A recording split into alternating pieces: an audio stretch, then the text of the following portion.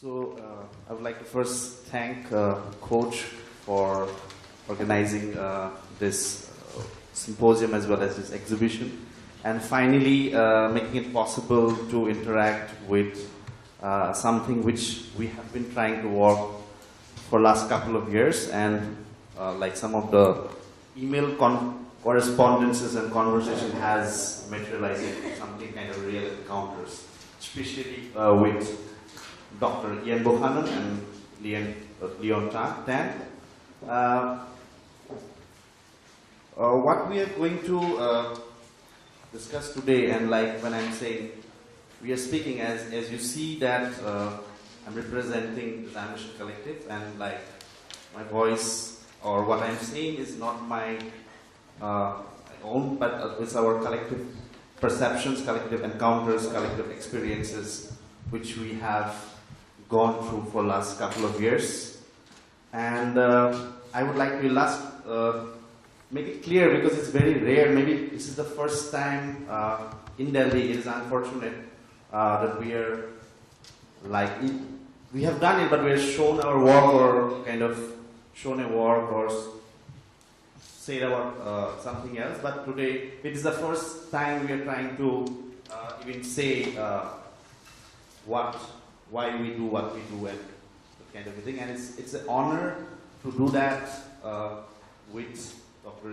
Ian Buchanan, because what has been a very important thing for us in our practice, it was kind of an accident, I would say, and that's where I take this cue from our readings and from Deleuze and Guattari, and definitely I also want to clarify that we are not illustrating any of their philosophies.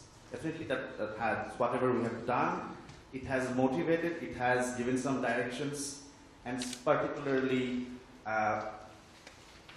which I will explain, and then probably I would like to clarify some of the ideas with Ian. So basically, in some sense, we have considered, like, in some sense, we, personally me, I have been a student of science and physics, and I would always looked something without the first encounter with Deleuze, Guattari, or any of the post-structuralist philosophers. I consider myself always as a circuit.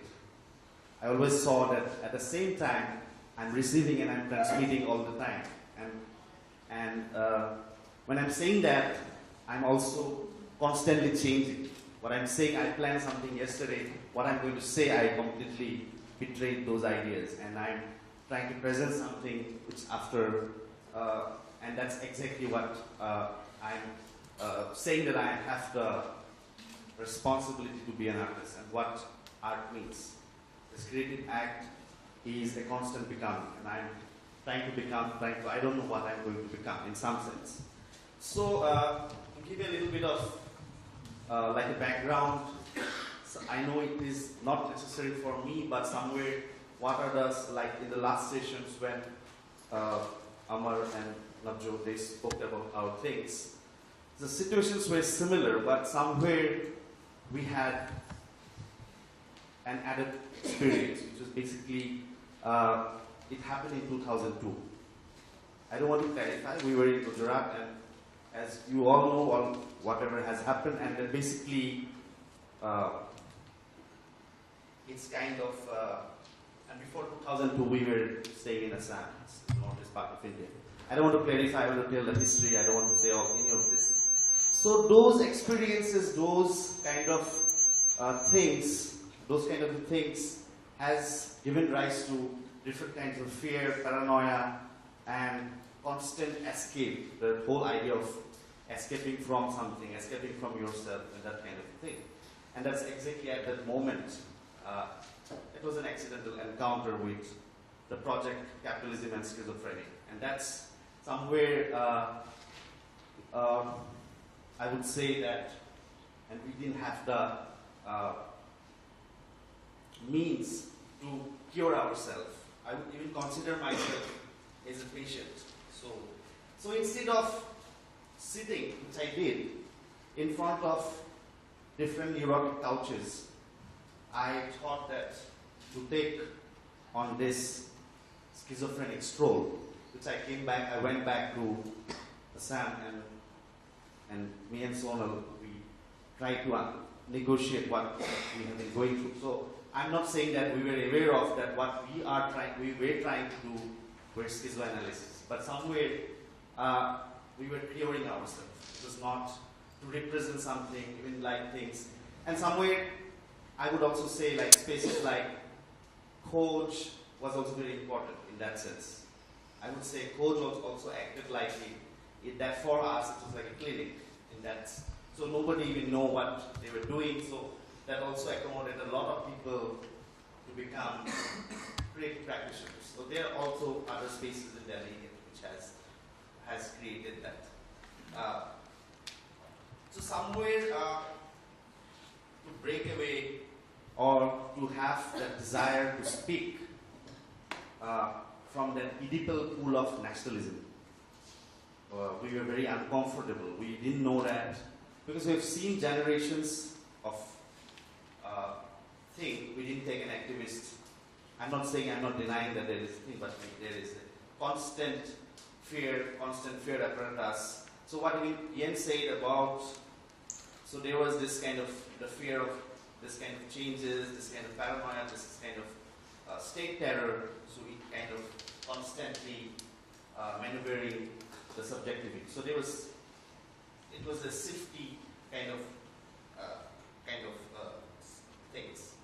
So and somewhere today we could see some of the fears which one encounters as a theoretical paradigms are coming to reality in India.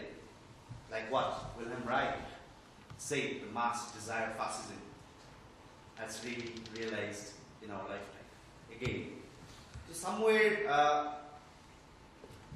the inquiry, like as I said, I don't know whether I'm looking for some solution to get treated or I'm even scared to look at the reality because reality is not really the thing. Somewhere it is very ambiguous. Even I'm not claiming that what I'm saying is the absolute or what we are trying to do. It's this time code or this kind of experiences which can be captured or can be shared. I don't know that whether it can change anybody, it can change anything, none of those things. So even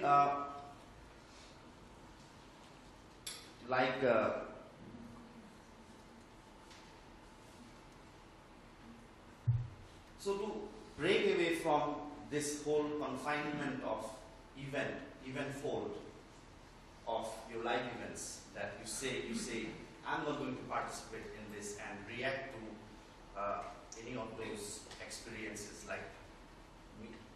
Either I can choose to be an artist or I can become a militant, I can become a politician, I can be anybody else. So in that sense, and that maybe I'm not saying there is like one has to create this, like somewhere even within the system itself, within our studio itself, we are constantly crumbling, we're constantly vulnerable, we're constantly in a sense that like what we are really doing somewhere. So it is more or less, and there is no illusion that we are doing it for ourselves, we're not doing it for anybody else. It's like in the beginning you try to do something for, like you think there's illusion that what your life is for somebody, like somewhere things. But you try to, these illusions come things, and this whole like constant pool of this. Some of the things I would definitely borrow from Deleuze thing, this whole Oedipal pool.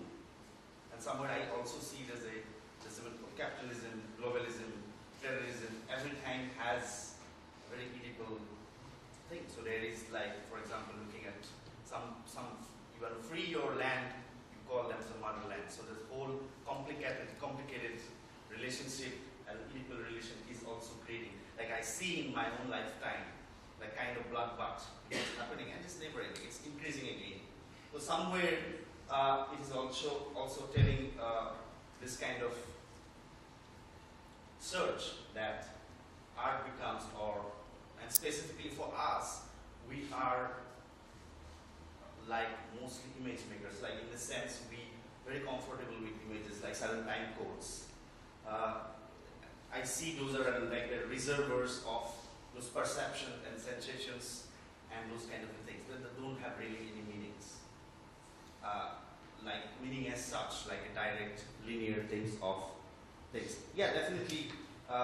In the initial years when we really started, it was really something saying injustice and this kind of a thing. But who am I? I'm not the agency. I'm not replacing the media. I'm not replacing. What is this? What is this time code? So somewhere here I want to bring into the context, the work which is on display, which is part of this larger frame of work which we have been making for the last 6 years. This whole thing called noise life. So we have been collecting, like a receiver, a lot of noises, but we have never discarded those noises. They would not make sense to throw it out into the public, and that is exactly was important. So we collected all these noises, and the project with noises is not something original. I'm not saying that. When Marinetti in the 20s in Italy, he wrote the Futurist Manifesto, it is I would not say, but it also has a close encounter with technology, society, in the sense of industrializations. And we have a similar thing. And it is somewhere it came back to us, not in a similar way, but by gathering those noises, those voices which we have been hearing, which is saying that, okay, it doesn't have really a form, but what about if I collect them? So this work, and unfortunately we are not able to, like we will probably bring it in a couple of months to Delhi, and we are willing to share it and get feedbacks and talk about it. So somewhere is a product of that, and definitely I would like to take the opportunity to thank Ian Buchanan, because we wrote to him, and the notion of schizoanalysis is some of his unpublished essay. He generously shared with us and really made us understand what this whole thing, because in that sense, usually you go to an institution, you go and sit in a neurotic couch and treat yourself. What happens? Because what we are trying to produce, like again, something which is very interesting. We have been looking at it. There's a whole danger. We are very paranoid about this whole attention economy. Are we trying to show something to somebody? Do I want somebody to look at me in a specific way? Like there is also a constant thing that now in many of our recent films, like last 4 years, we don't use any images from any of the thing. Somewhere the image of trauma, the image of things, or representing somebody else's thing is like really, it is difficult for us to appropriate in that sense. It's not mine, and it is very important to understand that it is coming somewhere else. So I would say that, or I would emphasize that we are not sure whether we are artists or not, but somewhere this act is also in some sense from us, and we can discuss about this, is that this gives us a sufficient vision to break flow from this kind of this apparatus. Like I have a day job and I do all the things which is normal, and I choose to keep that distance, that where I don't have to make money from what I do. Like that's very strategic, because I don't want to get dependent on that, because somewhere, and that's the thing. And then there has been many reasons where we want to make it a closure, because in that sense, there is a beginning and there is an end. I don't have an illusion that through eternity I'm going to walk and my name will be inscribed. So somewhere this subjectivity is like I'm treating this opportunity as this collective schizoanalytic project. Thank you. So I've been, over lunchtime I was reminded of several things which I didn't mention, and I'm grateful for that.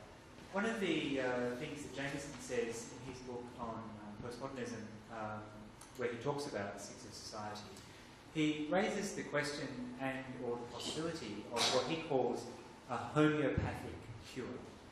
And so Zizek talks about something similar where he says the only thing that can cure you is the spear that smote you. So the question would be, can art, can visual culture cure us of visual culture? Is it possible to create images that can burst through the bubble of consumerism and burst through the bubbles of commodification? And of course, Adorno and Horkheimer were talking about this already with the culture industry in the 1940s, 50s. Now, Deleuze has a different take on this. He says in his book on cinema, if it was easy to make people think, we would have already done it. In other words, images by themselves, no matter how powerful they are, no matter how fantastic they are, will not necessarily cause people to think. Now, the question would also be, what does it mean to think? And we probably all have different opinions about that. Certainly when I'm looking at my students and I'm trying to get them to stop looking at Facebook and think, I have very kind of pungent opinions about what thinking might actually mean. But I won't go down that pathway. Deleuze takes from Spinoza the idea, he says that there are adequate ideas and inadequate ideas. Now, for Spinoza, an adequate idea is an idea that is aware of its cause. Now, for Spinoza, that meant God, but we can sort of put a cross over God and simply treat that under erasure and simply think of the idea that is aware of its cause. Now, this would actually be quite a potent notion to release into the wild, as it were, to just simply ask people, do you know why you want this? Do you know why you want this new phone? Are you aware of the cause of your desire? And the inadequate idea would be the idea for which you are unaware of its cause. You don't know why you want that new phone or something. And this is quite powerful, and it can be used at a very local level. Certainly, I do this with my son, who is 11 and is prone to commodity capitalism, the same as anyone, the same as me. And it's quite an interesting question to ask him. Why do you desperately want to have that particular pair of Nike shoes? What is so wonderful about that you're willing to do anything to have those shoes? Incredibly difficult question for anybody to answer. Outside of the language of commodity capitalism itself. So we say it's cool, or because they have the latest, or because they have cutting edge technology. Even though there's now kind of physiological research which shows that Nike shoes distort the way you run and are the principal cause of most foot injuries in athletes, because you shouldn't run with your heel first, you should run toe first. So even though we know this, they still maintain this edge of being cool. So the question, and the kind of point that I was making before, is that knowledge, truth, facts do not set us free. So what does? And my sense is that this is the place where art comes into being, because only art can fight against the illusion machine that capitalism trades on. Only art can put in place a new and more potent way of reimagining your space in the world. And Guattari had a wonderful term for this. He called this universes of possibility. That the point of art is to create new universes of possibility. No doubt he used this phrase because he was aware that to use the phrase that Jameson would use, namely utopia, makes people anxious, because we always think utopia means the impossible, unrealisable dream that only fools will believe in. But Jameson himself always says that the first act of utopia is a negation, to negate the world that currently exists to create the space for the new one. Now, unfortunately, even fascists are utopias, because they negate their world in order to create their own fascist universe. So we cannot simply trust in utopians' ideas as being intrinsically wonderful. So I think there is also that shift within Guattari towards this idea of universes of possibility.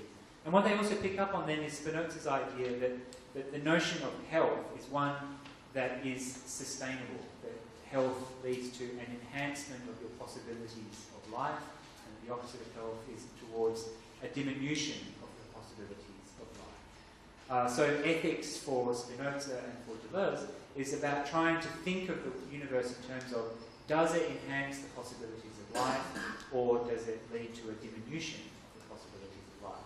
So this by way of an apology for my apparently very negative talk earlier on, but I think it's important to kind of, puncture the bubble and say, well, even the good things have negative undertones and we should be conscious of that. But then to sort of think, well, what's the next step? Well, the next step is to sort of create universes of possibility and to start to think about the ways by which we legitimate or re-legitimate ideas that are of collective good, that open up the possibility that we should try to look out for everyone within society, not only the rich.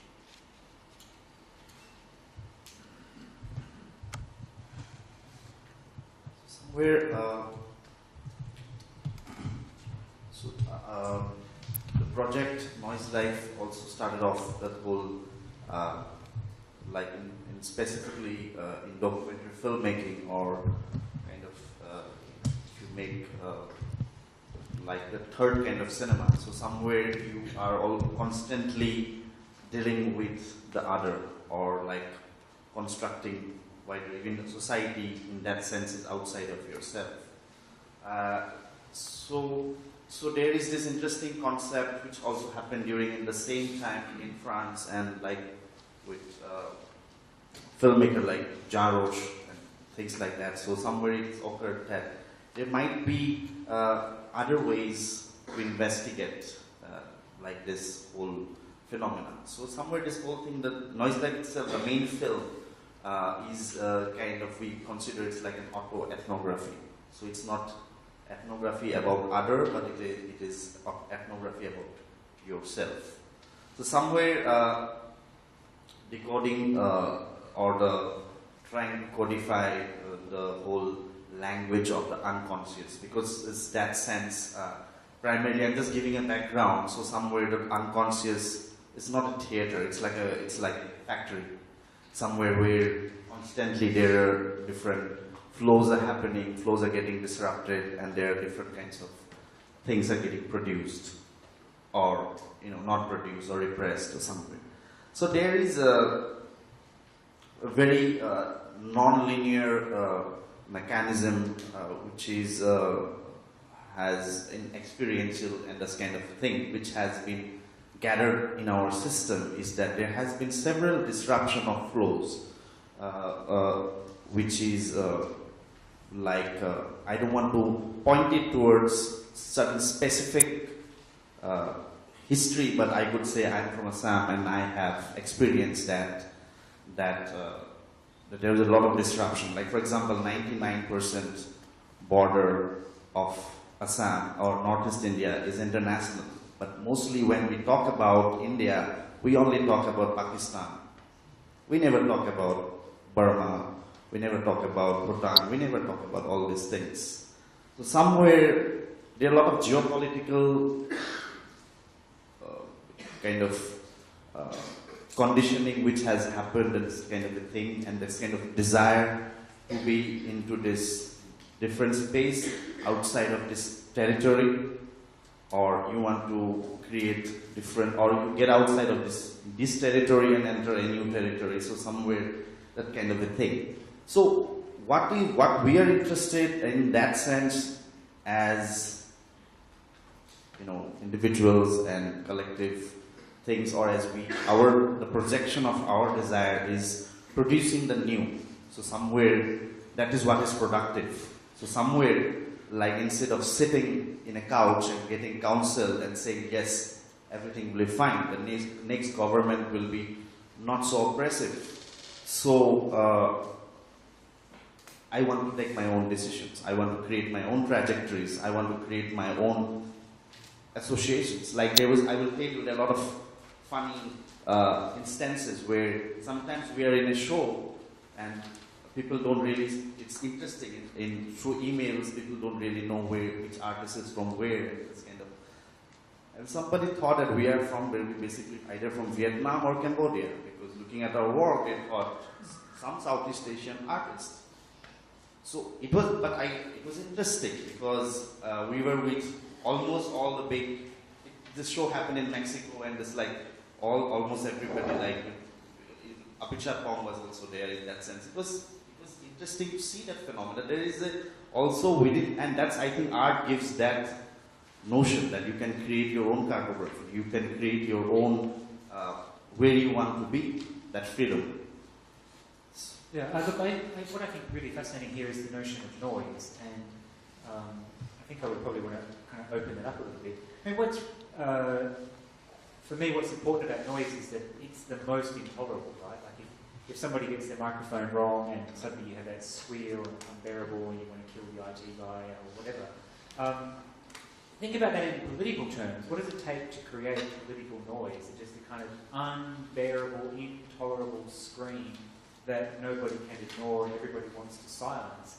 But insofar as it persists, it causes agitation, forces things to change.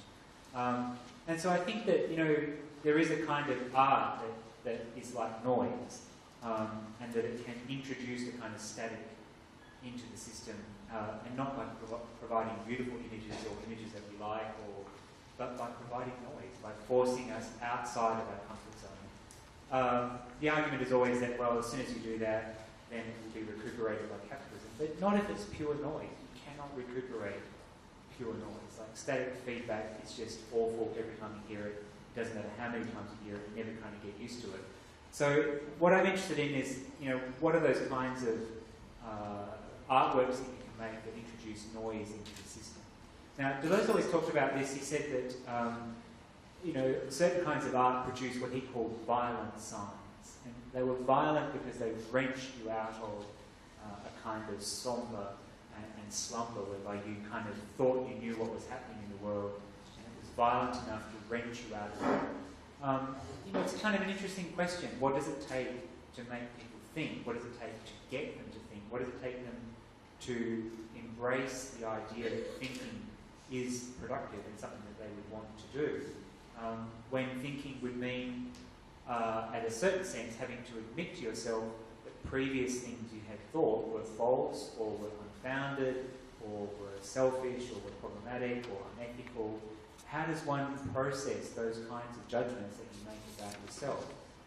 And I think that's what Deleuze is getting at with what it means to think, to go through that process and to know what to do with that particular kind of knowledge. And it's not easy, right? I mean, nobody wants to confront those kinds of things easily. To put it in a slightly different perspective, there's a story I always tell about a friend of mine who was unfortunately an alcoholic, and he ended up more or less destroying his life with alcohol. And I remember talking to him and more or less saying to him, you're destroying your life. And he says, yes, I know. And of course he couldn't stop. And I said, so why? Why are you drinking? And he says, well, there's so much noise in my life. And that when I drink, it turns down the volume of the noise a little bit and it kind of makes life bearable. So I guess I think that one of the ways by which I would want to narrate and think about popular culture is that it turns down the noise and makes life bearable. But I think actually what we want to do is to turn the volume back up again. As Deleuze says, if we can understand the intolerable, then we will demand change. And that's obviously what Marx says. Well, Marx always thought once people understood how exploitative capitalism was, they would inevitably rise up against it.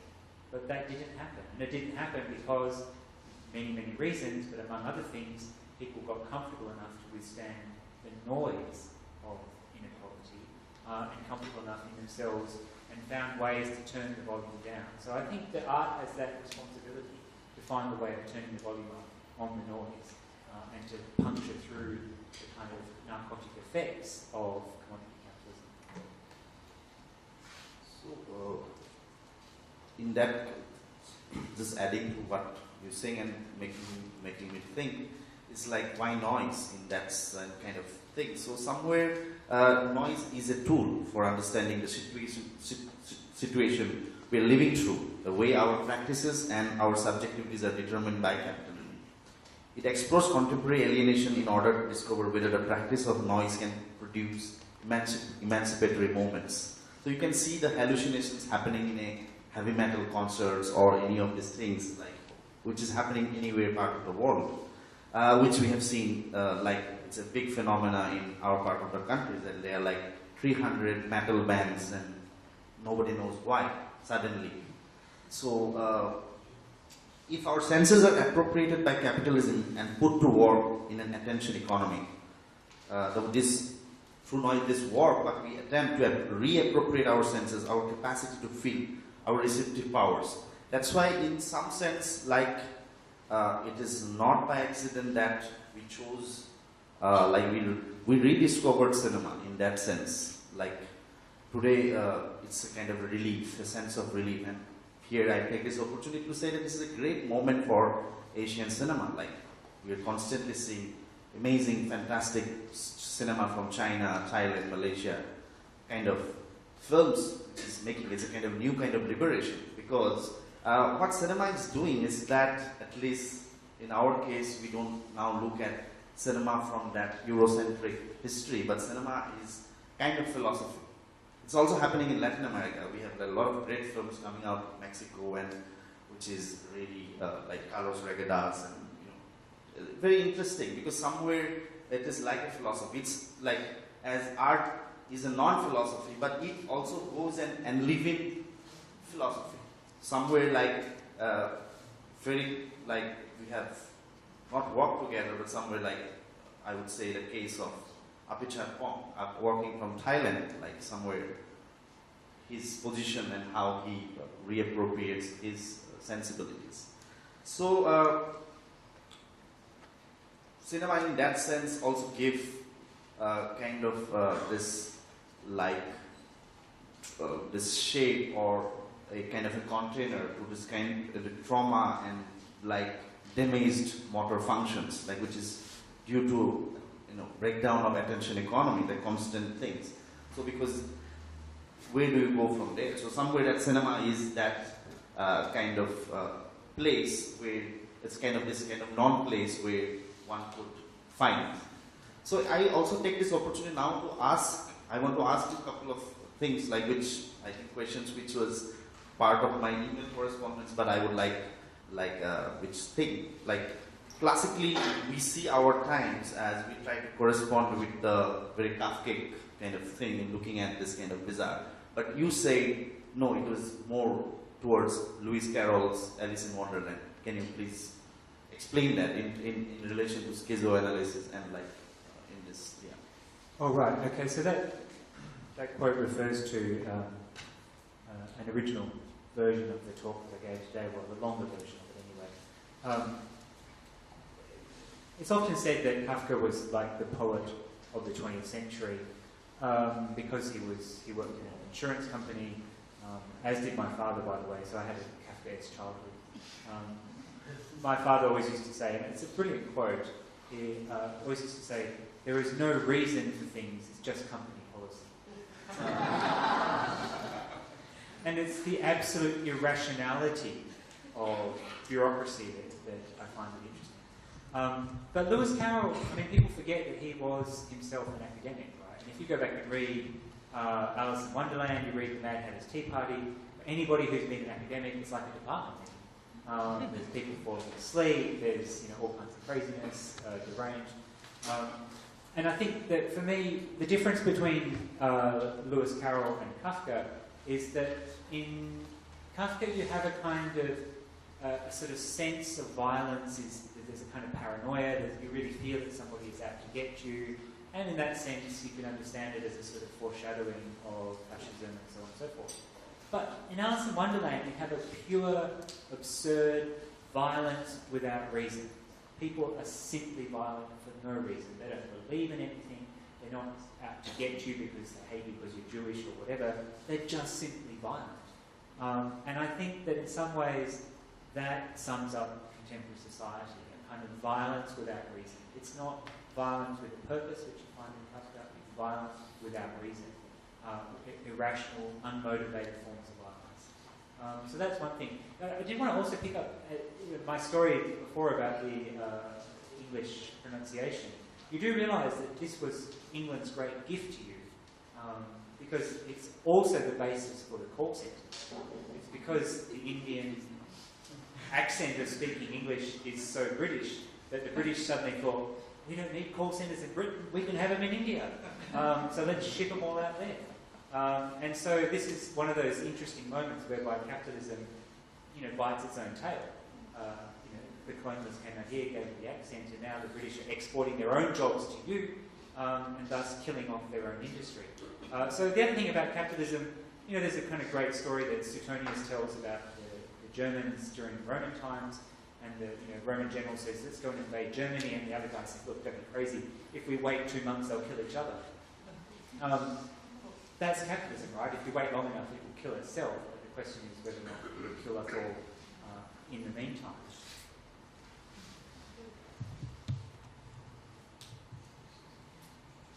So, I would like to again, pose you another thing, which is basically as in the first book or the project of Capitalism and Schizophrenia, there was a lot of the last chapter, which talks about schizoanalysis and kind of thing, and it doesn't really opposes or kind of in opposition to psychoanalysis, but more towards the ethical and the anti-project. So there is a presupposition, and definitely Deleuze and Guattari doesn't really proposes any system or any kind of methodology to conduct, or there is no kind of, I am not sure whether there is any schizoanalyst or that kind of, doesn't in that sense cannot exist. But there is a kind of imagination which there's a presuppositions from that point of view, and definitely from your essay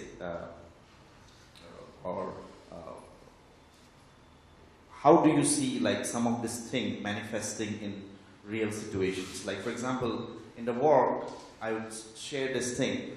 It was not possible, but we just invited people to our studio, and there was just talking, and just after some time it is going into a frenzy, and people start playing, and we recorded everything and whatever. And some part of the voices were also part of the film, but somewhere we definitely took permissions, and there were little personal, people were breaking down. It was a little intense, but somewhere, even to understand, we exposed ourselves to them because they were political trauma, their personal traumas, the different kinds of fear, paranoia, or even the positive side of life somewhere. So, but coming back to this, how do you see, or is there any historical chronology where you see people have tried to create kind of a formal approach to schizoanalysis, or trying to bring that to the society, that even talking without an agency, or something like that? And then, is it realized, or is it possible? Well, it's a difficult question to answer. Certainly, you may, Anatolia, tell us more about that, since the Brazilians are probably Buchanan, Sully, and Peter, Paul Calvart, have, I think, done a lot to create sort of an institutional space where psychoanalysis would happen without saying that they have formalised it. I think there are lots of different attempts, and certainly Guattari was very unclear about what psychoanalysis would look like, and they were quite determined that there would never be a formal model. One of the things that they say is a very nice set of question and answers following the presentation they gave in Milan in 1976 or something like that, where they more or less said, well, look, we just had to keep changing our terms, keep changing our words, because people would latch onto them and suddenly think that that was their meaning, and we didn't want that to happen, so we disrupted it. People have to find their own words, create their own concepts.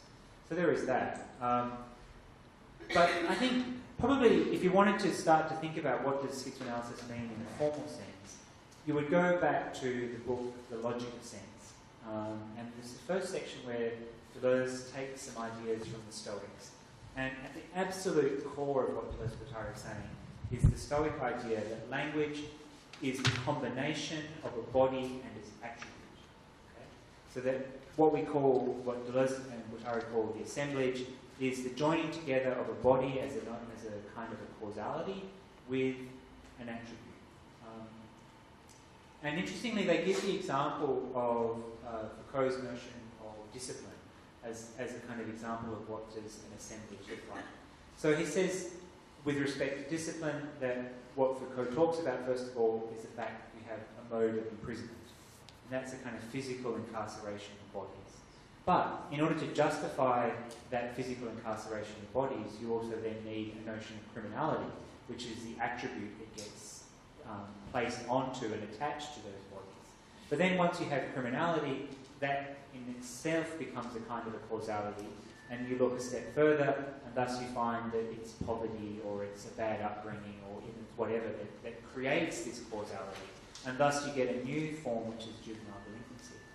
So what Deleuze-Guattari are trying to think about with the idea of the assemblage, with the idea of schizoanalysis, is to ask how do these forms of discourse operate? And they use the notion of the incorporeal transformation. There are certain kinds of words that in certain contexts bring about what they call an incorporeal transformation. So when somebody says, you're a criminal, that label transforms you and your space in the world, your ability to interact with the world. It brings about an incorporeal transformation. So one of the things that schizoanalysis should be interested in are the kind of regimes that enable and produce these incorporeal transformations. And Deleuze called these things order words, and he said that politics should then be interested and concerned to create what he called passwords. In other words, passwords that would enable you to sort of neutralise the incorporeal transformation and to give it a new kind of meaning, to reduce the impact or the effect of criminality.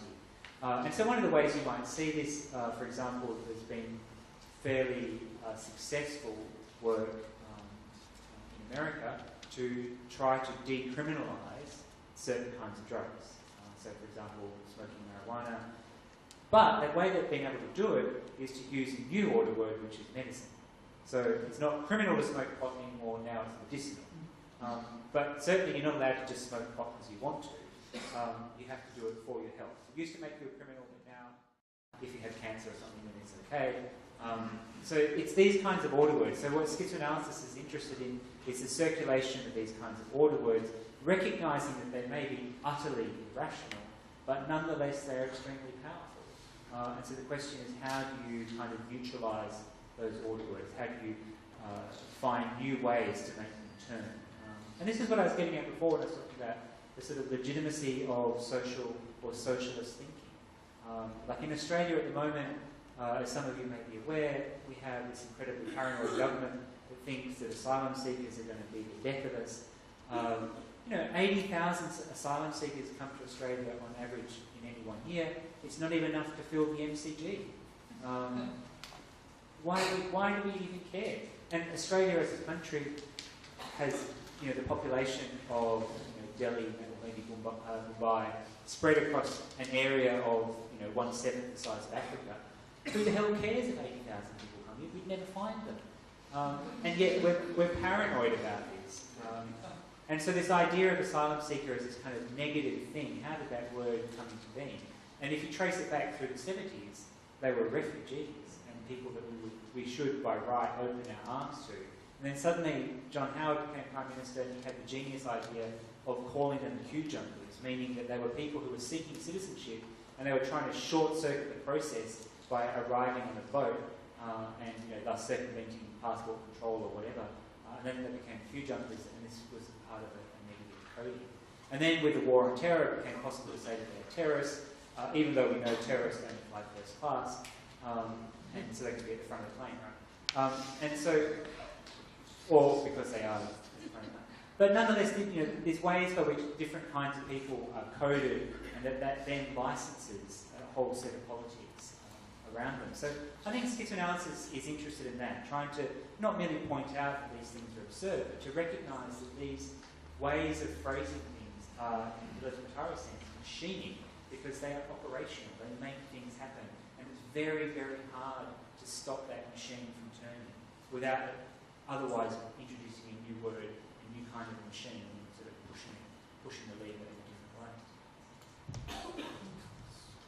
So in one of the essays, I think, when Deleuze talks about he introduced this notion of becoming art. So somewhere, like he had a lot of hope, and he said that whole project of philosophy, because in that sense, I view like in like that whole period where most of his colleagues were all one of the great philosophers and things, but he was kind of an outsider because he didn't follow that philosophical traditions, but somewhere he, I think, entrusted that or in what he means, and he extended it in Cinema 1 and Cinema 2, where he gives that emphasis that where the people who would engage with art and cinema are the future philosophers, in that sense, where creating new concepts, creating new kind of entities, which it is like a linguistic system would take a longer time to,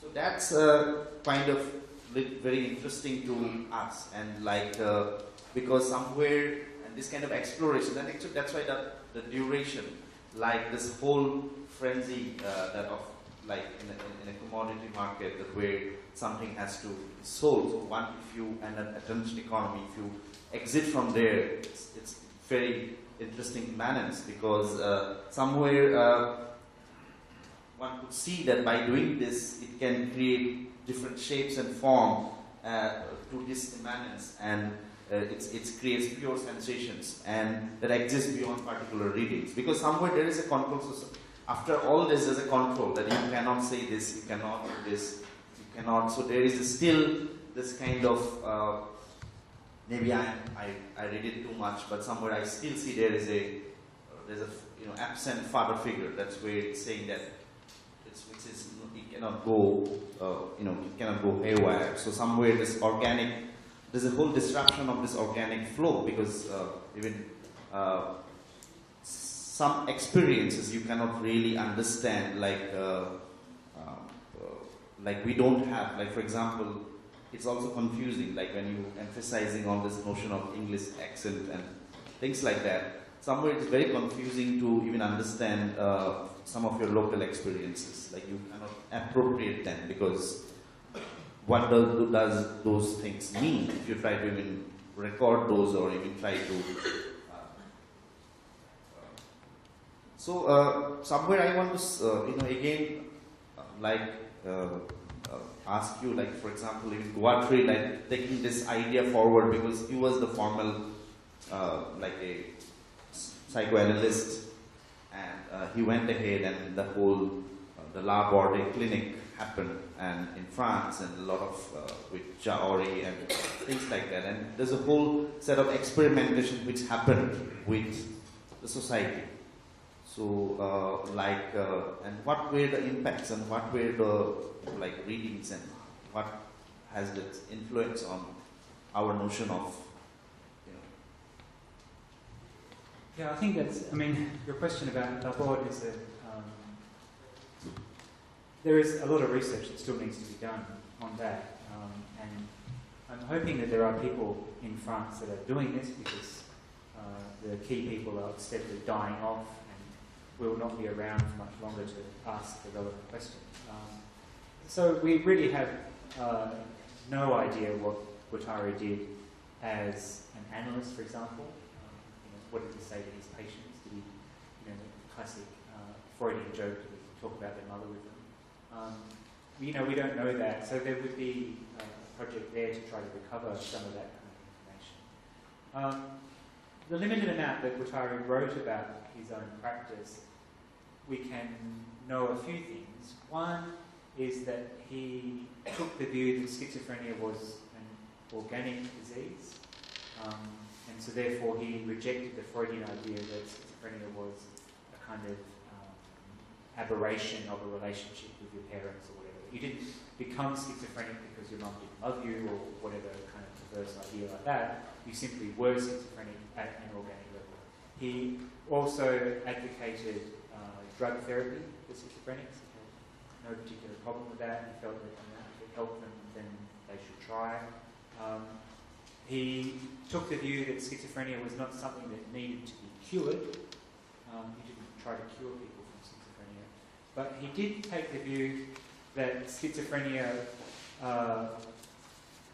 was potentially dangerous to the people who have schizophrenia in that they would not necessarily be able to look after themselves. And so there is a kind of interesting line within his work whereby he's saying that the job of the clinician, of the asylum and so forth, is to enable the schizophrenics to live, however that might be defined and thought about. And so therefore he was not part of the anti-psychiatry movement. He disagreed with the model of anti-psychiatry, which simply said, open the doors and throw them out on the streets. You know, it doesn't matter if you're schizophrenic, you're perfectly fine, you can live wherever you want. He thought that was a complete dereliction of care, that schizophrenia did represent danger to people. I mean, schizophrenics frequently suicide, so one does have to take that into account. But neither did he think that the only option was to lock them up. And so the question was, how do you find a mode of existence that enabled people with schizophrenia to live a life according to their own determination of what counts as a good life? Not what you decide for them is a good life or what society says is a good life, but what is a good life by their own lights, and how can you enable that to happen? And so he talks about this in terms of experimentation.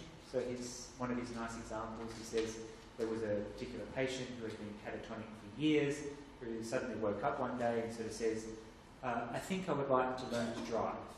Now this is somebody who'd been catatonic for years, hadn't said anything, barely moved, and so, obviously it's a ludicrous idea that they should go and drive. But Guattari argues that this was an instance of a universal possibility that was opening up.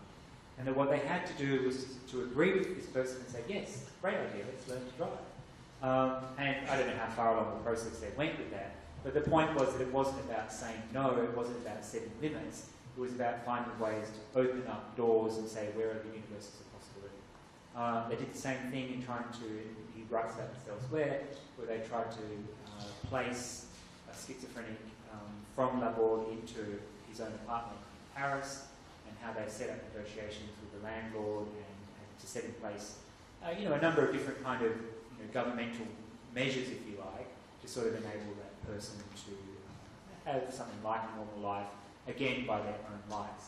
So I think that Guattari was, on the one hand, an amazing dreamer, constantly generating fabulous new ideas, but he was not impractical.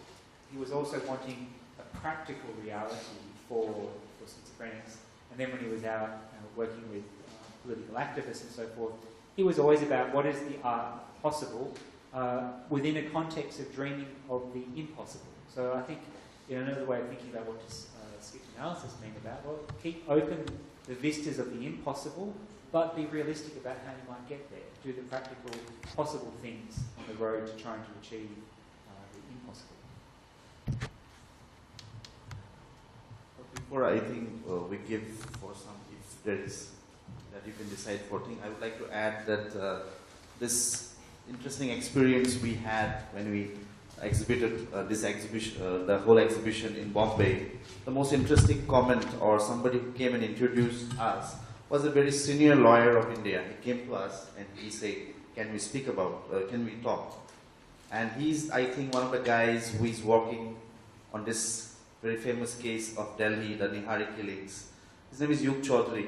So he came and he said, I completely get it. And he started talking about this notion of justice and how the conditions, and he's the one, he's fighting his case, and like he had to come down and stop the death sentence, and like the guy. So somewhere, like I think in the morning, somebody was asking about justice and law, how one could, it's a very interesting thing. So somewhere, I think, definitely, I think there was a statistics that how somebody said that it's a very huge number, and only Delhi itself, how many counseling hubs are there, and that kind of a thing, and there's how many untreated clinical schizophrenic, I think, and it's similar. There are the whole of India in that sense, the kind of conditions which is producing, and in top of it, we are also propagating this wrong notion of progress and this kind of a thing. So somewhere, I hope that this will translate into something which can be like, as you said, into something reality, and that kind of a model which could also create in some sense. So because that was a need, because the lawyer came to us and said, do you have a solution? It seems in your video this was happening, so did you find a solution? Because he was very anxious about how to solve. Because he knew that this guy is mad and what he's doing is definitely, it's not sane. So here maybe I think should we...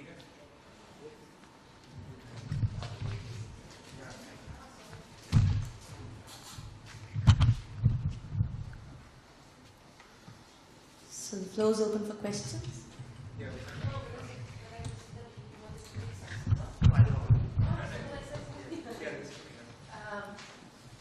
I had another question, but I just wanted to add that Sweli worked with Guattari at Laborde for a few years, and then in '82 they went together to Brazil and they did what resulted in the book called Cartography of Desire, and it was about, they were traveling around and talking, it's really about the micropolitics and this, how the subjectivities get formed. So that's somehow an application of this, where they were, and I know this from the archive that I will show somehow tomorrow, because Sweli is talking for 2 hours in one of the interviews.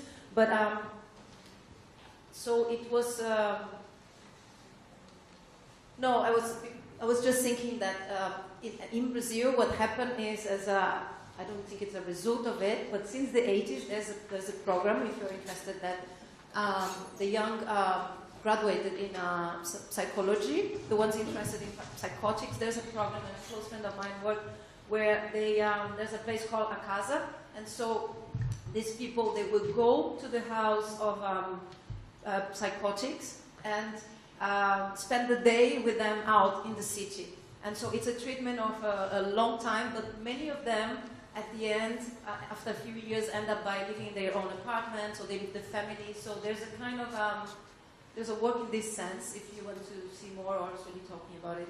And but one thing that caught my attention was that many times I don't know if many times, but you just said now, oh, is there a model? And what I understand, not knowing, not being an expert in the réseau Guattari, but because for me the process is really coming from art and artists, and I end up after realizing, oh, okay, so these philosophers are saying it's completely related, but it doesn't come from the theory. And what I understand is that they are exactly, it's a mode of thinking, but it's never a model, and it's never something to be applied as, okay, so this name, and I think Ian has been repeating this many times, but I just wanted to call your attention, because in the beginning you said that, I don't know if Ian or the Guattari confused, made us understand our practice. And I do believe that artists are, nobody will make you, I mean, it's interesting to go and have a look, but if you start to put them on top of your practice, you end up by paralyzing your process. You understand? No, I had this feeling. I completely get it. What I'm saying is that, in a sense, there's a conscious effort. Like you go to art school, like I think many of, here I see many other people who didn't go to an art school and become an artist. So somewhere the anxiety that what you are doing, like for example, the first anxiety is that, what do you do when you become art? Because I have definitely, I can tell you, I don't know the art history. For example, after I became an artist, I'm interested in the history. Like for example, I'll tell you, specific to Brazil, for example, it is important, but I would say I'm not, as I told you, also I told you that I'm not illustrating Deleuze and Guattari's philosophy. I'm not illustrating, but I get a confidence because I was lonely. I didn't go to art school, or I didn't go to think. Who would tell me that, yes, you could do it? In a country like even Brazil, I could say it's a similar situation.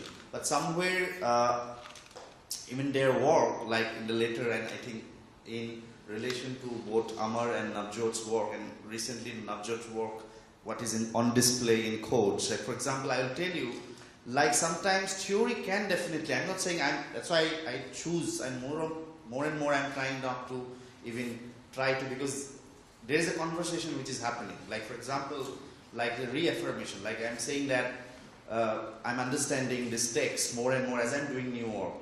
Because I don't know whom to have this conversation. Because I'm physically quite far from here, I this kind of situation. But somewhere I will tell you, like, there's another work I want to put into consideration, which we are also doing a project in Australia right now and looking at specifically to Navjot, that image of mining.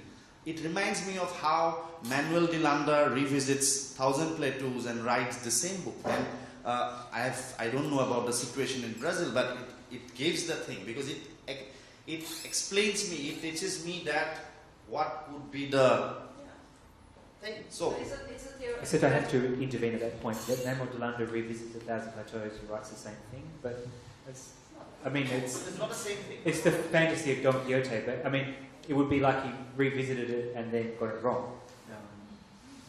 De Landa's whole model of Deleuze is, what would Deleuze look like if we didn't talk about desire? And I can't see the point of that.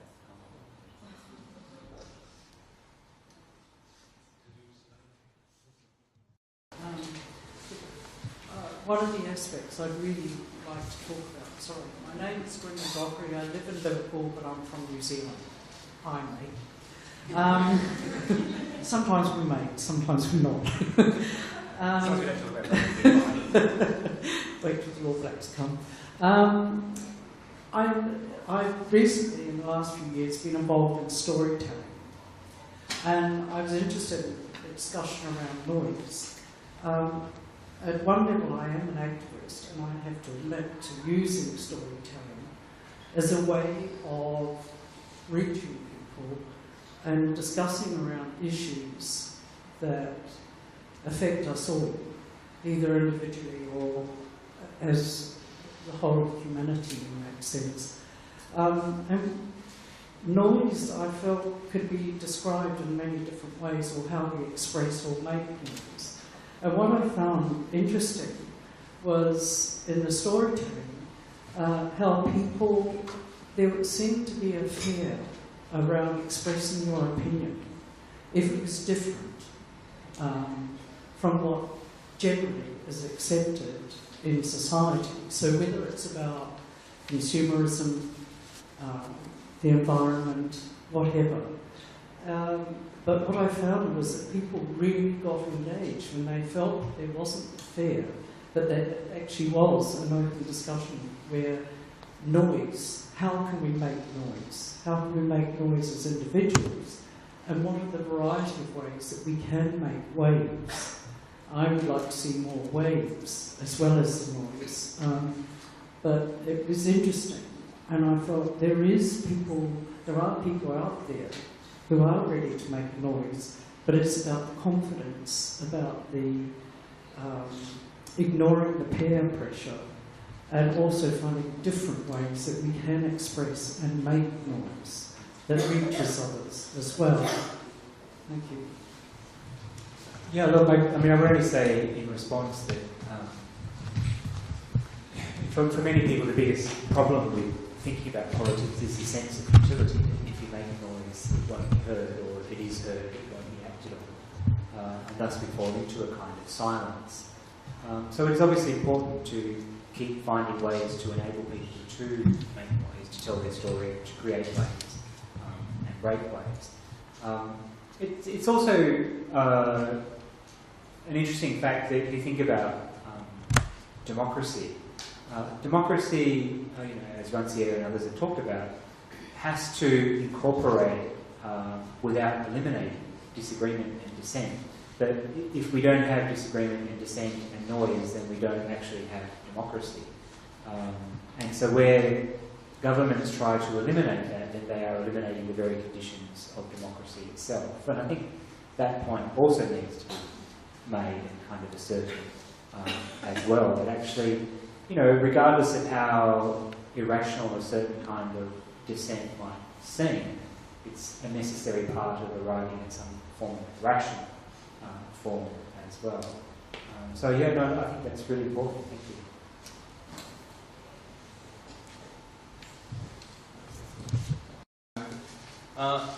you. This idea of negative dialectic that you somewhere present through the idea of the critique of the commodity, or critique of desire, or critique of whatever.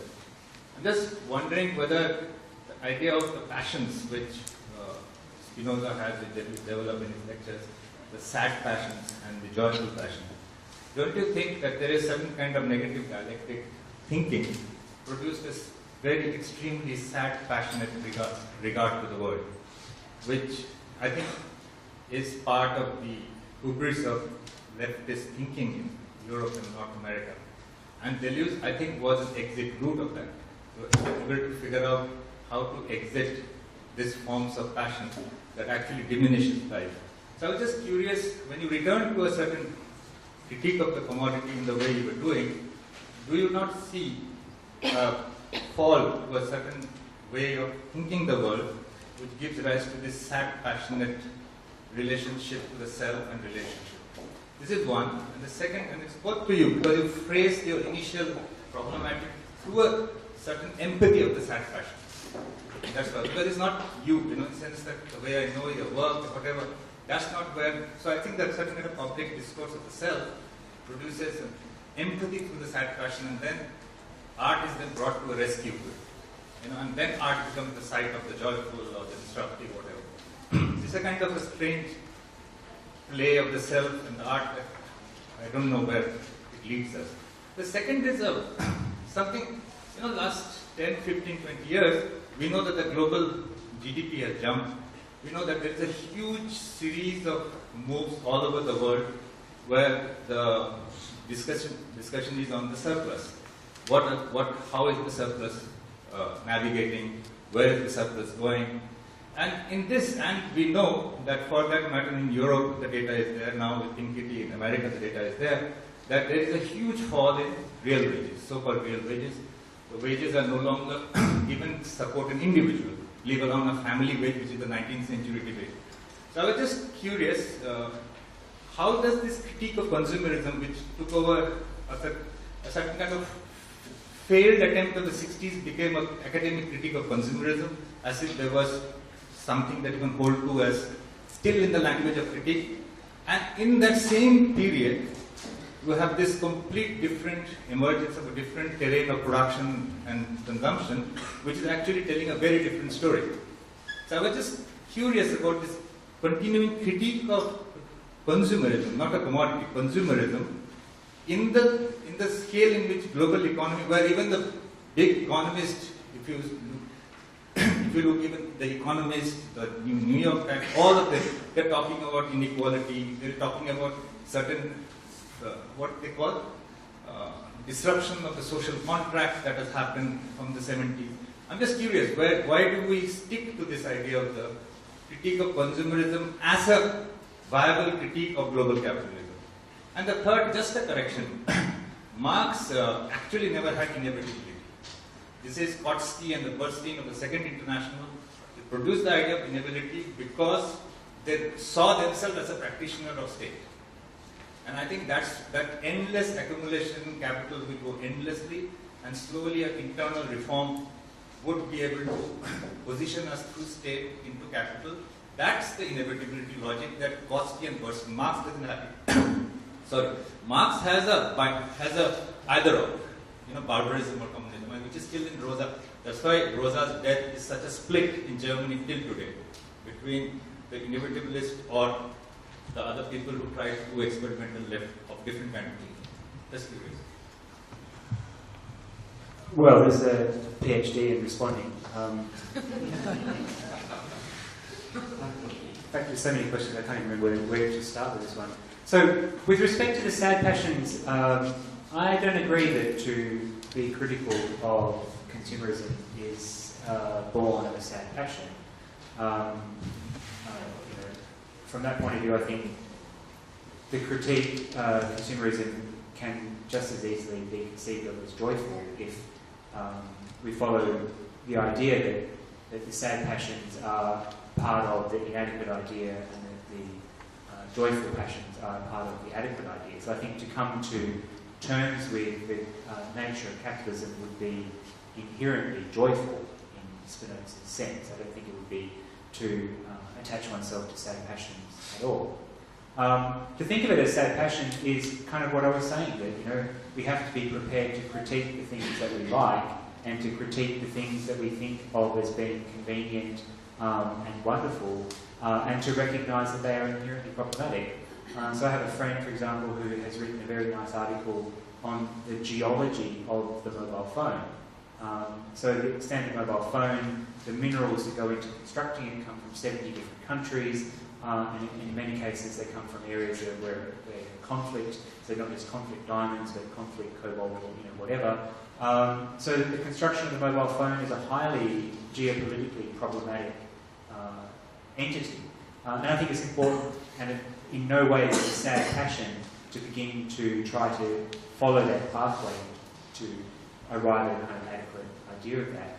As to why to critique consumer capitalism, well, because it's trying to look at the means as well as the cause. I mean, yes, we know that inequality is increasing. This is, of course, the kind of pop culture book that Piketty has published recently. We know that, but again, we do nothing about it. It doesn't seem to generate any new politics. So my point of intervention is to come back and say, well, it is consumerism that actually facilitates and enables the present state of inequality. But more than that, it is consumerism and a desire for this model of consumerism that paralyses our political thinking about wanting to do anything about it. Therefore, it seems to me that that is the point of intervention, to look, as Brett said, look at the bad new things. Let's not worry about the bad old things, let's look at the bad new things and see how they are paralysing politics, but also in a libertarian sense to see what new possibilities there may be for something radical and revolutionary by that process. So I don't think it's sad passion, and I think it's important that we look with a clear eye at the consumerist world in which we are part of and which we are perpetuating whether we want to or not, unless we're actually doing something quite deliberate to stop it.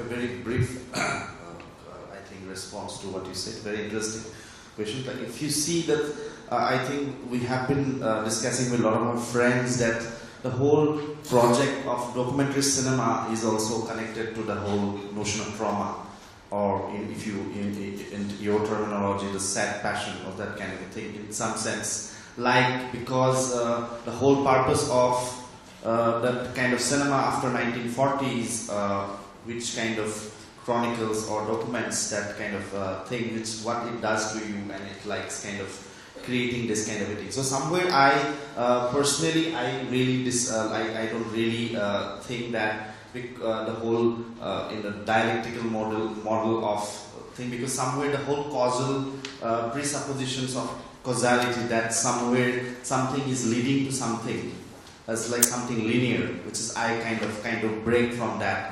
I'm interested more in this whole concept of becoming, that something which is uncertain, which is unclear, and that kind of a thing. Even though there are certain rules, somewhere what you respond to the world financial market, somewhere we also have something which is very interesting, which I have been very interested in, is what is, I don't know how to spell it, Korchakov curve or wave, which actually predicted the world financial market 25 years ago, which is like a sinusoidal wave, which predicted the rise of certain material and certain decline of certain material, certain like the mobility, like the textile and iron and software and all that kind of thing. So somewhere this kind of, and secondly is that I don't think that even the whole idea of desire only lies between sad and happy or sad and joyful, because there is certain gradation. Because this whole, even from what even Shuddha say, this whole looking at something which we can't name it, like there are different tonalities, there's different shades of this desire, which is not binary. And the second thing is that also it has to be free from this whole anthropometric project, because it is concentrated too much onto the humans, like the whole discovery of the perspective. So somewhere the whole idea of passion is concentrated on humans. That is this, whatever is happening is a manifestation of what humans have created. So somewhere that from that thing. So I see that more as like opposed to dialectics. I look at it as a becoming, like constant. There are various things, various encounters can happen through this.